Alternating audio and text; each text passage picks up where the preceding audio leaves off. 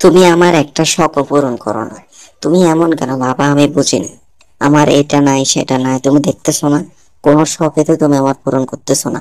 এক জোড়া জুতা চাইলাম তাও দিলা না, একটা কানের দুল চাইলাম তাও দিলা না, মাথার খোপা চাইলাম দুই একটা কিনে দেওয়ার জন্য তাও দিলা না। আমার কোনো শখে তো তুমি পূরণ করতেছো না। আমি বুঝতেছি না তুমি কেন এমন করতেছো। তুমি আমার কোনো শখে পূরণ করতেছো না। আমার খুব কষ্ট হইতেছে। আমার বন্ধুদের দেখো, সে কত সুখে আছে।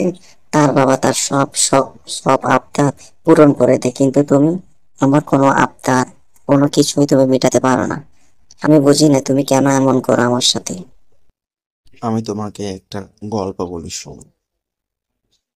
একদানা ছিল এক চরণ যুগল, দহিল হৃদয়ে বন সেই খোবানো লয়ে, ধীরে ধীরে চুপি চুপি দুঃখ না কোলে, গেলাম ভোজনালয়ে ভোজন কারণে, দেখি সেটা একজন পদ নাই তার, অমনি জুতার ক্ষেত কুছিল আমার, পরের অভাব মনে করিলে চিন্তন, আপন অভাব ক্ষোভে রহে কতক্ষণ।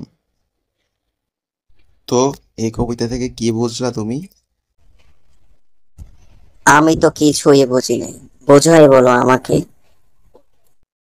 তুমি চিন্তা করতেছো তোমার জুতা নাই, তোমার চুলের খোপা নাই, অনেক কষ্টে আছো তুমি, এটা ভাবতেছো। কিন্তু দেখো, সে লোকটাও হঠাৎ তার নিমন্ত্রণ আসছে, তোমার মতো সেও ভাবতেছে যে নিমন্ত্রণে যাবে, কিভাবে যাবে। তার তো এক জোড়া জুতা নাই। সে যদি নিমন্ত্রণে যায়, সবাই তো তাকে নিয়ে হাসাহাসি করবে। সেই লোক লজ্জার ভয়ে কিভাবে এই নিমন্ত্রণটা রক্ষা করবে।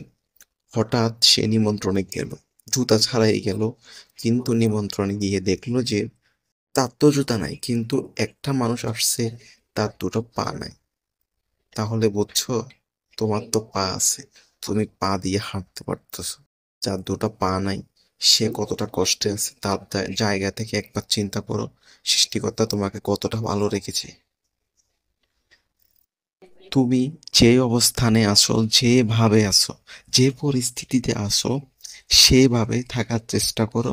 সেই অবস্থানে শুকরিয়া আদায় করো, ধৈর্য ধারণ করো, দেখবা সৃষ্টিকর্তা তোমাকে তোমার মন ভরে সবকিছু দিয়ে দেবে।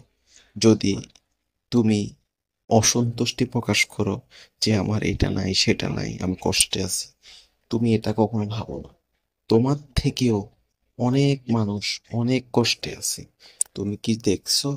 তুমি একবার যদি হাসপাতালে গিয়ে দেখো, তোমার চেয়ে কত মানুষ কি অবস্থায় আছে। তুমি একবার পঙ্গু হাসপাতালে গিয়ে দেখো, তুমি একবার ক্যান্সার হাসপাতালে গিয়ে দেখো, দেখবা মানুষ বাঁচার জন্য কতটা স্ট্রাগল করতেছে, যে সে যেন বাঁচতে পারে, আল্লাহ যাতে তার প্রতি একটু সদয় হয়। তো সবসময় আল্লাহর প্রতি বিশ্বাস রাখো, এই কামনাই করি।